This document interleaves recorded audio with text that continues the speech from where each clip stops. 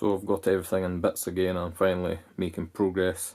So this is the main mechanism of the projector, which pulls down the film. So basically, as that turns, the claw just pulls the film down. So I'm going to drive this shaft here directly off the geared motor.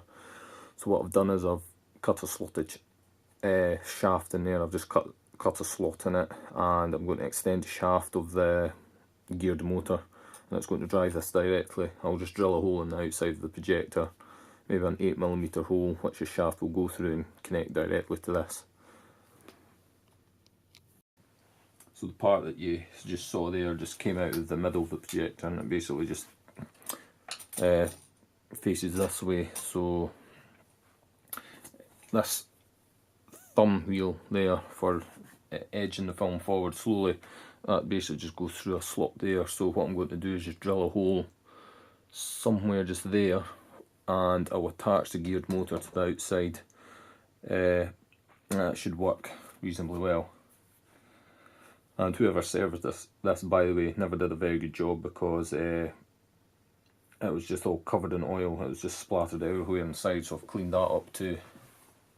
Another important thing I'm going to have to do is enlarge this piece here, enlarge the film gate, because this is a little bit too small. It cuts off some of the picture, so I'm going to widen it and make it slightly taller. But I think it needs to be definitely a little bit wider, maybe 0.5 millimeter on each side, and maybe 0.5 millimeter top and bottom. Basically, this part moves up and down, so you can adjust the position of the picture vertically, but there's no horizontal adjustment, so I'll just make it bigger and then crop the images afterwards. So when you're filing these, don't push and pull the file back and forward, just push it through in this direction, or else you'll make burrs which will come through and scratch the film. So you'll just push through only, never actually rasp the file back, because that's not very good to do that. And try and get it as perfectly rectangular as you can. So that's the gate widened now. I know you can't see very much difference because it was only a very small amount that it needed, but it's basically cut into the size just a little bit. And after I did that, I made sure to remove any burrs, and I also polished it too, so it should be ready for use now. So that whole assembly just comes out by removing a screw up there and a screw down there, and that's it. So I've run up against a problem. That's with my choice of motor.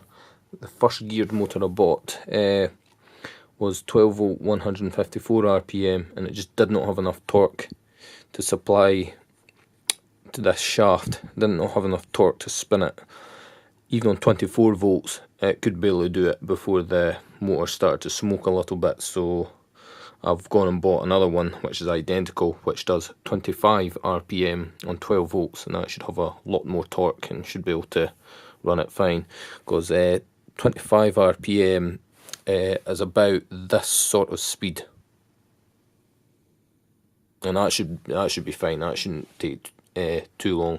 I was thinking with buying the 154 RPM one, it would still have loads of torque, and I'd be able to vary the speed quite easily, but no, it just didn't work. So I'm going to have to wait for that to arrive.